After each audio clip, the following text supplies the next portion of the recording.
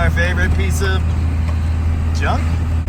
Wow, the sun's out and it's shining on all of us. Clean shaven brigade's on a trip to get another Dead Dodge Garage project. Those ears. Yep, it's a dead Chrysler. It's also huge, so you'll notice it's going on the trailer. It barely fits. Come on, little buddy, you can do it. And I can't take you anywhere. Well, we've got one of Exner's finest on the trailer. It's kind of heavy. Oh, brr. Ugh. The thing's damp and stinky. Trying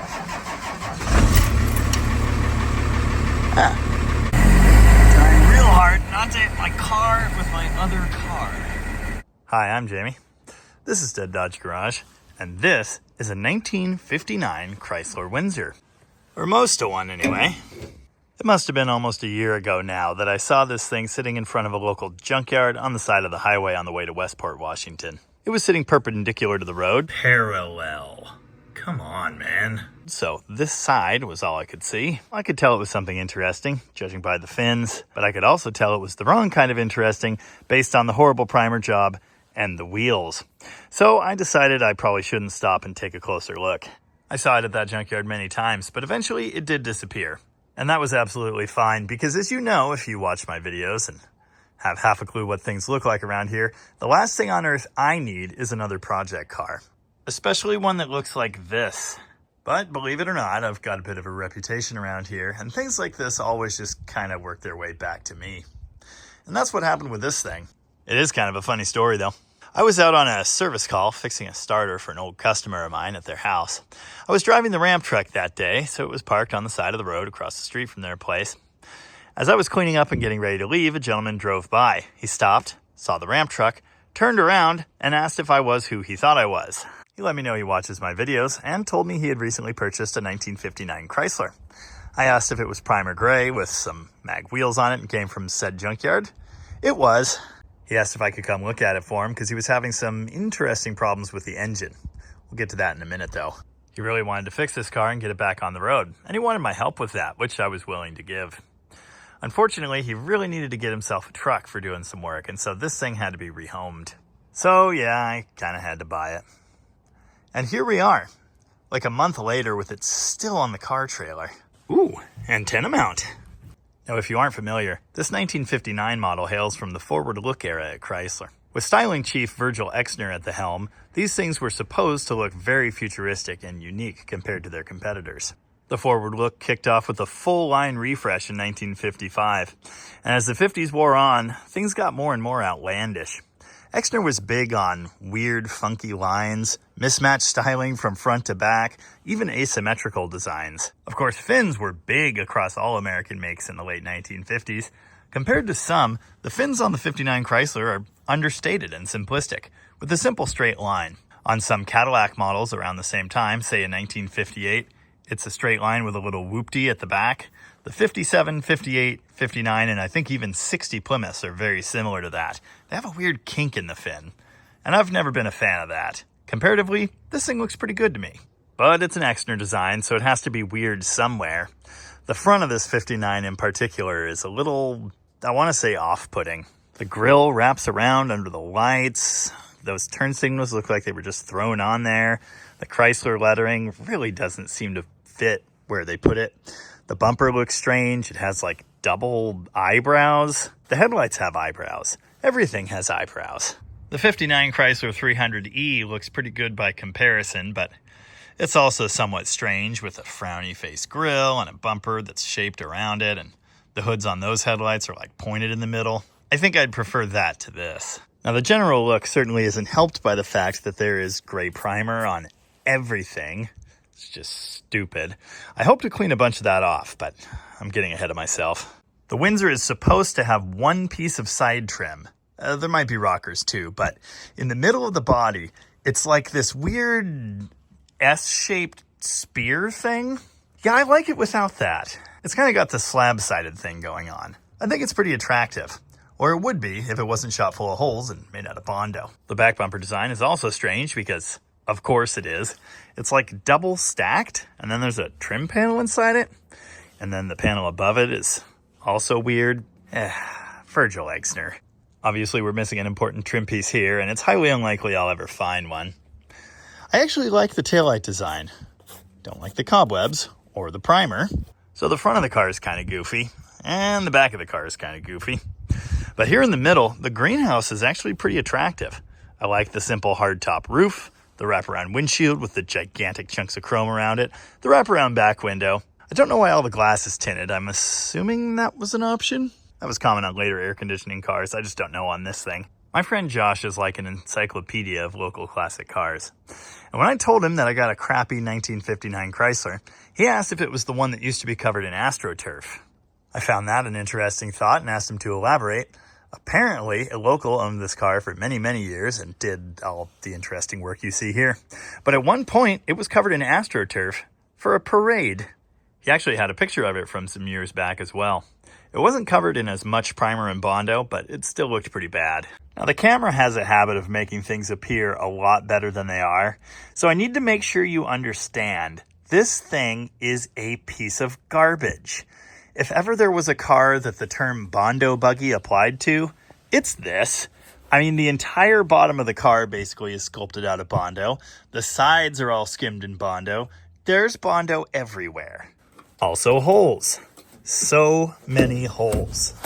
You know, there's supposed to be a seam for the fender, but no, it's just Bondo. It's pretty common to see these areas rusted out. I think this one had done that, so Bondo. Bondo. Bondo. Oh, that's Bondo over a sheet metal patch. Nice. So yeah, what we have here is a horrible rust bucket that someone has tried to church up a little bit. Their techniques left something to be desired. But as I'm sure you know, I've got a bleeding heart for these cars, and I just had to save it. Getting the door open is a two-handed operation for some reason. I thought I'd do that and give you a taste of the interior. That's right. We've got the snake skin. Snake, alligator. What's the difference? And it's actually pretty nice. Here's a look at the dashboard.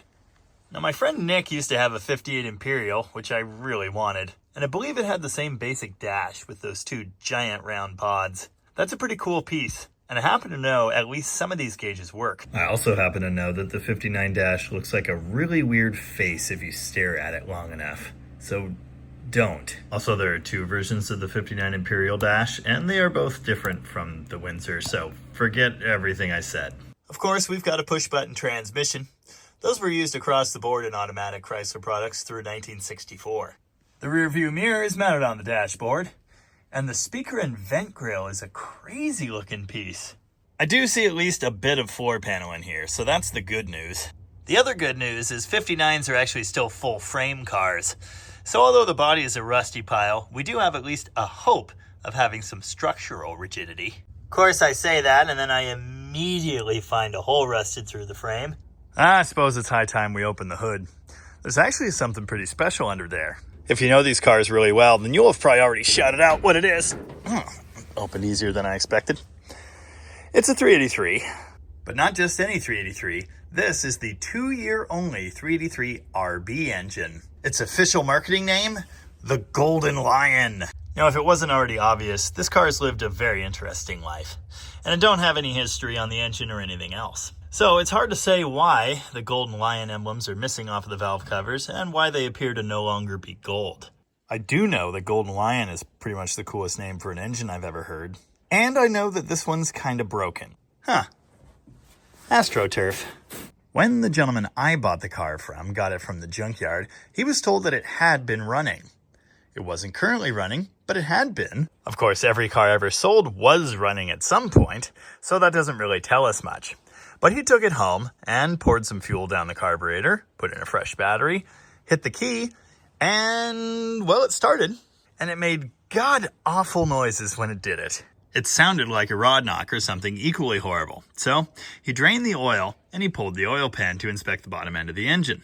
He didn't find anything in there that would have made that noise. Everything seemed tight and he was kind of at a loss. And that's actually where I enter the picture here, because when he flagged me down that day, he asked if I would come over and look at the bottom end of this engine, which it did. And I didn't find any loose bearings or messed up rods either. I told him that day that he might as well reinstall the pan, dump some fresh oil in the engine, and give me a call so I could take a listen to it. So when he got the engine back together, I went by to take another look. With a fresh battery, a jump box, and some gasoline, much of which we dumped in the gas tank, somehow that actually works in this car. We were able to get it fired up. Once running, this engine made the worst sound I think I've ever heard an engine make in my life. And I'd like to make that sound for you now. The positive battery cable is black, but the negative battery cable is black. Also, there are two of them for some reason. Neither is particularly good. Did you know gas caps are extra? Anyway, I'm gonna give this thing an extra drink. Thanks, Alan. Now, if you don't know, the story of the tall deck Golden Lion 383 is actually pretty interesting in history. Chrysler started with big blocks in 1958. That would be the 350 cubic inch and the 361 cubic inch B engine. In '59, they expanded that line to the tall deck 413. At that point, they had one low deck line and one tall deck engine production line. But demand for the smaller 383 overwhelmed that one production line. And so as a stopgap measure, they figured out that they could make a small bore tall deck engine on the tall deck line, which didn't see as much volume, and voila, a 383 appeared. These were only built for 2 years, 1959 and 1960. And they were found in the long wheelbase Chryslers like this one. If you want to see an actually not totally blown up and destroyed Golden Lion 383, go check out the video I did on the 1960s Saratoga at Rocket Restorations a couple months ago. That one ran pretty well, although it did tick. Before I turn the ignition on, I want to see what this thing sounds like when it cranks.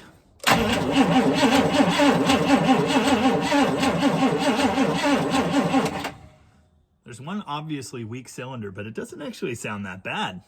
I don't know where the keys went. Aha! The key is on. There's actually an aftermarket temperature gauge in there that lights up. It's kind of cool looking. Vintage stuff. Okay, all right, okay.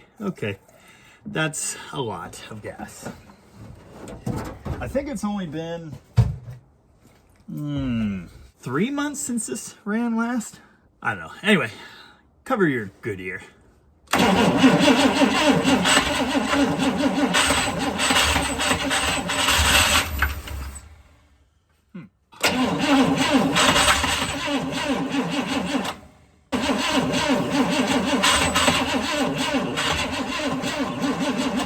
Okay, it's thirsty. Oh God. I'm gonna slip off here and die. I certainly don't want to toast the starter in this thing because it's special early junk. I don't have another one. I've got as many late starters as we could ever need.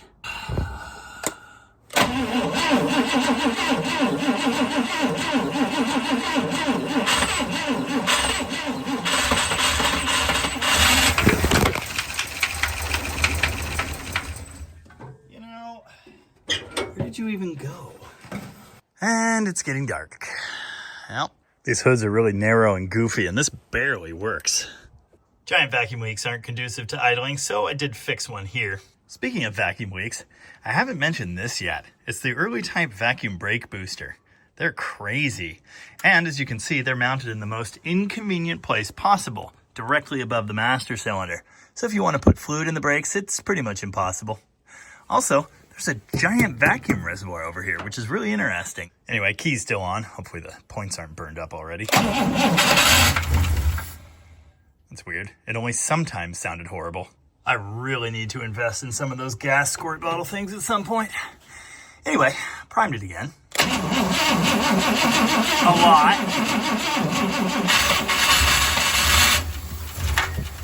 Ugh. I actually think it's on that side. I thought it was on this side. Anyway, that super fun knocking noise is kind of what we're talking about here. I know this fuel pump works and there's fuel in the tank, so it should eventually continue to run.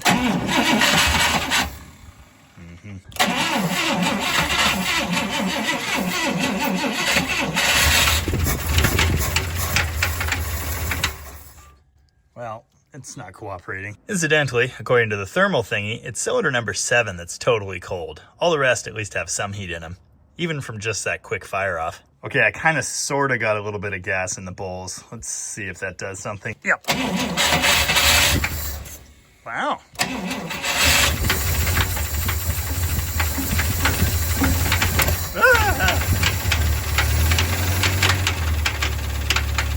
Yeah, so how do you like that? It's not great.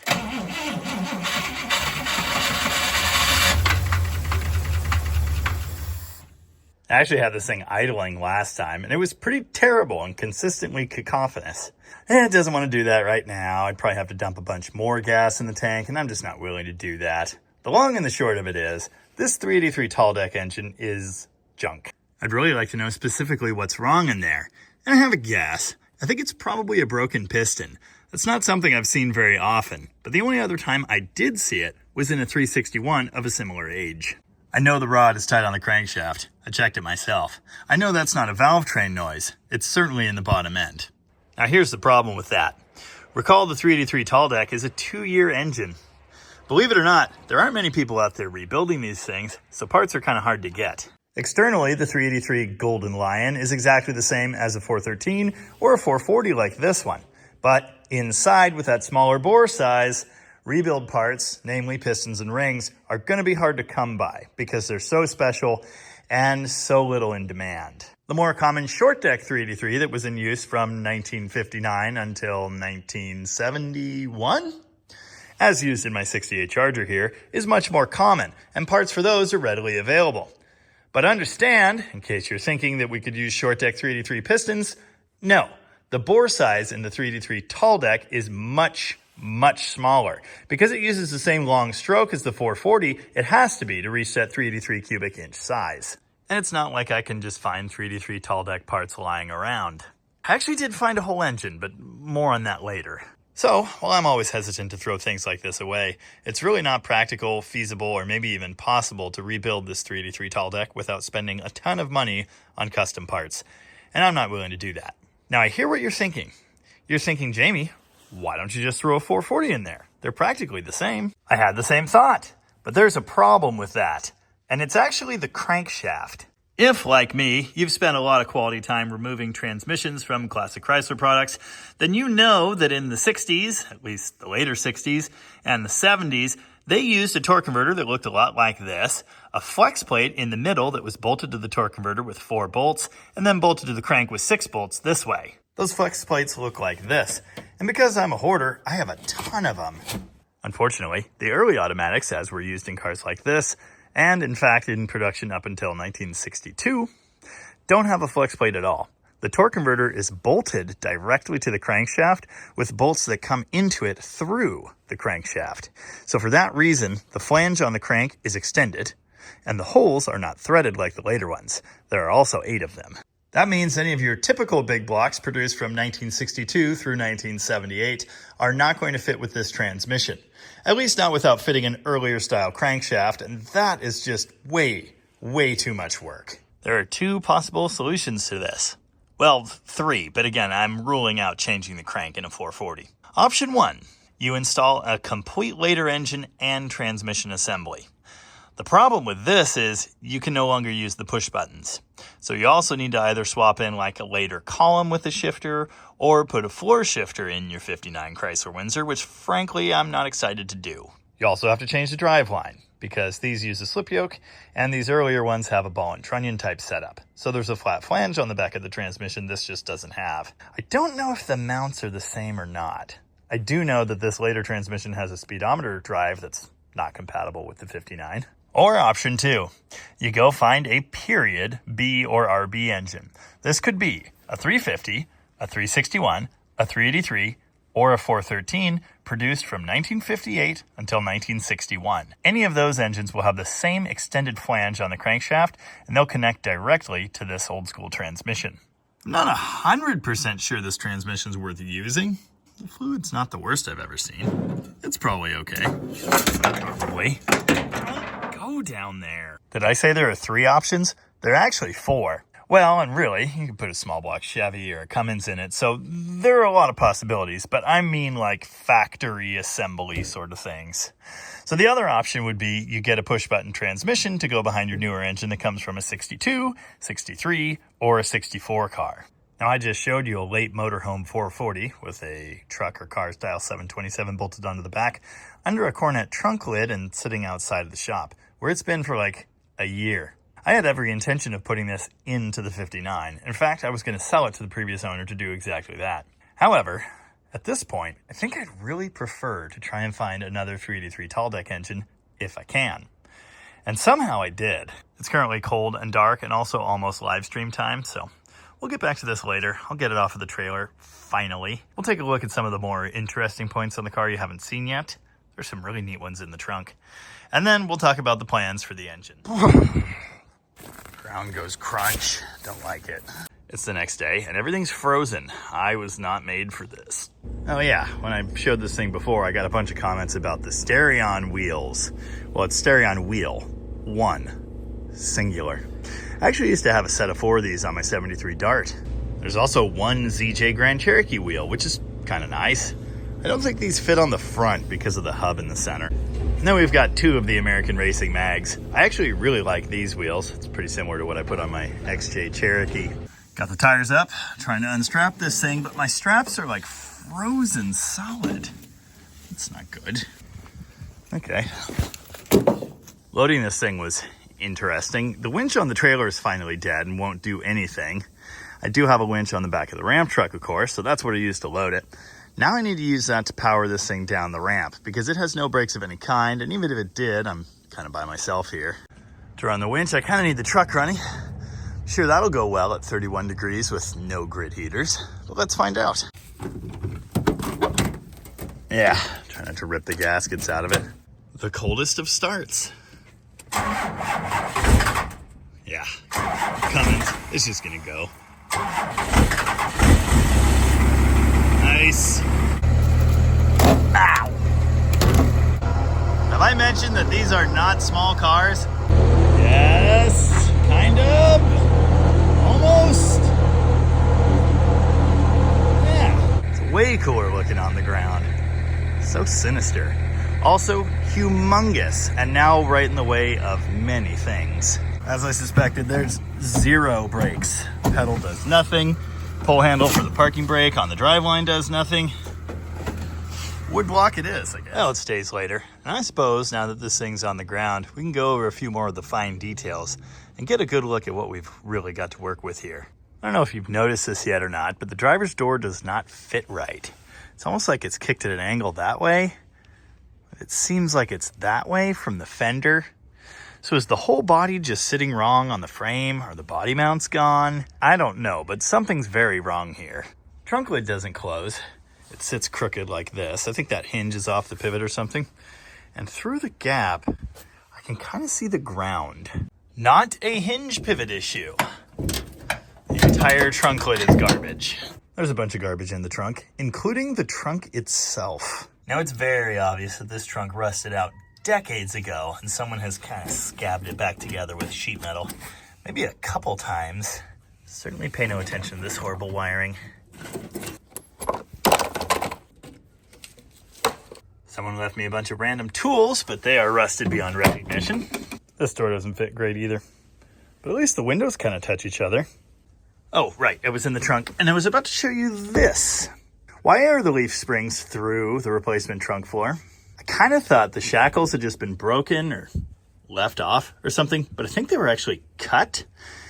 And the floor, though it looks like it was peeled open like a tin can, was also cut. So were they trying to like massively lower this thing with some crazy flip shackles? Don't know. Needless to say, this situation is the worst part of the car. And I'd love to just close the trunk and pretend it wasn't, but unfortunately the trunk's broken. Why did I buy this thing? Hood doesn't fit right either. Well, that's better. As mentioned, the interior is actually kind of cool. This custom snakeskin stuff. Alligator is at least interesting, if nothing else.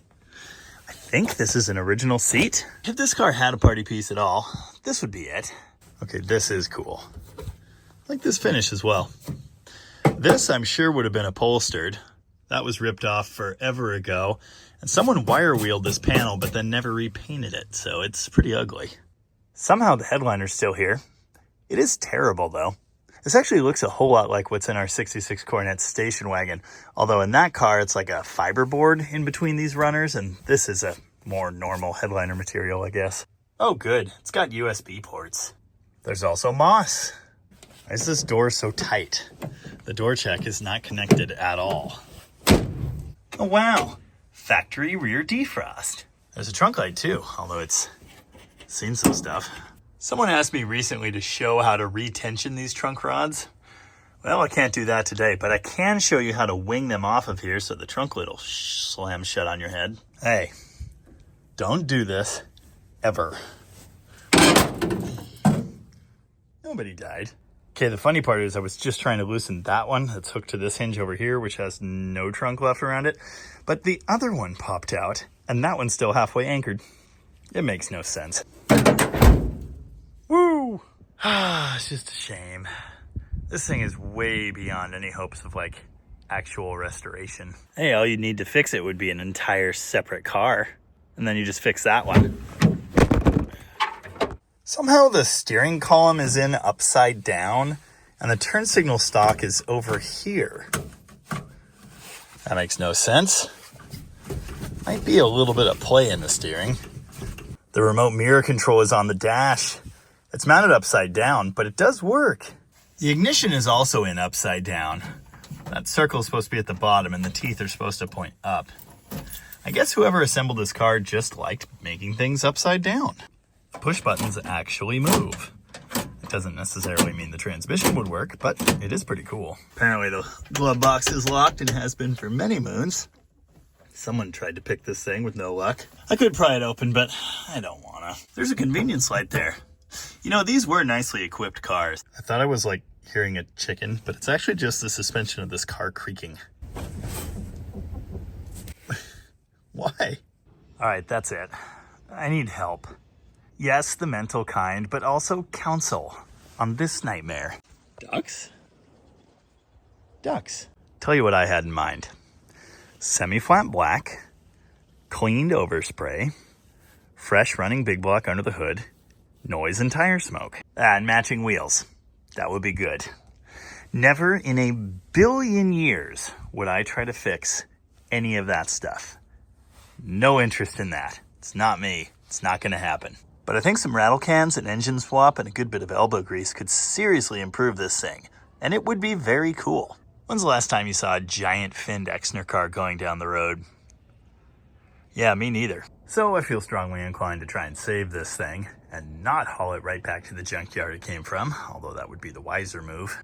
But is it worth it at all? And why is the answer no? So yeah, do I fix it or do I send it down the road? Circling back to the engine question, I do have this perfectly good motorhome 440. Or at least it was perfectly good when I put it under this trunk lid like a year ago. Pretty sure the crank still turns. Oh yeah, nothing to it. Why does it clunk? Did it always clunk? Well, whatever. Anyway, I think it's fine. Oh, that's where that went. I would much prefer to keep this original with a 383 tall deck Golden Lion engine. And as I mentioned, I did find one. It's 6 hours away in Spokane, Washington. I can't be bothered to go and get it right now, so that would be a while, but it's an option. I guess I should mention the other engine is 100% unknown, and in all likelihood, it's no better than what we have here. But it's a nice idea. Maybe I could take a piston out of it. So I guess for now, I'm just gonna let it sit here and watch it rot. If you have any better ideas, let me know. If owning a crappy 1959 Chrysler Windsor is the stuff your dreams are made of, feel free to let me know that too. This video kind of went nowhere, didn't it? Sorry. Anyway, thanks for watching. And remember, it's a sickness, and I've got it.